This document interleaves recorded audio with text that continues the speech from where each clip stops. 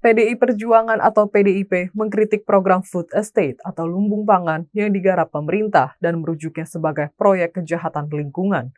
Hal ini disampaikan Sekretaris Jenderal PDIP Hasto Kristianto yang merujuk adanya penyalahgunaan pengembangan lumbung pangan.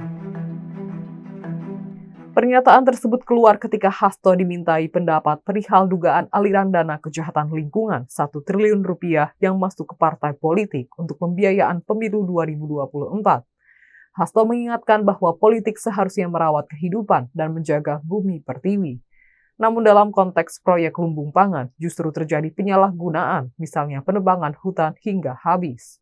Program Food Estate atau yang dikenal lumbung pangan merupakan kebijakan pemerintah yang memiliki konsep pengembangan pangan secara terintegrasi.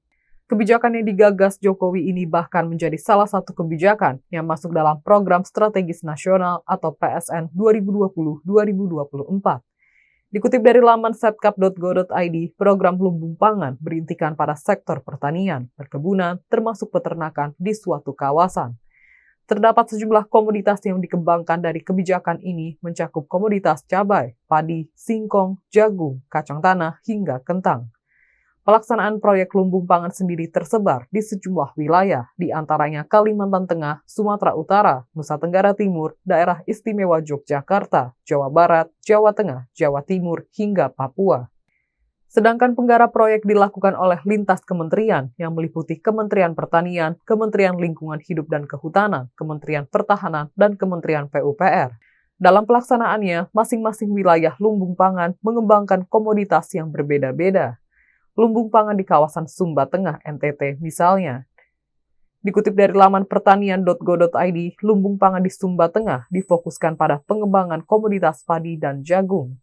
Sedangkan lumbung pangan di Gresik, Jawa Timur difokuskan pada pengembangan komoditas mangga yang dikombinasikan dengan intercropping jagung, kacang tanah, kacang hijau, dan jeruk nipis, serta integrated farming jagung dengan sapi dan domba.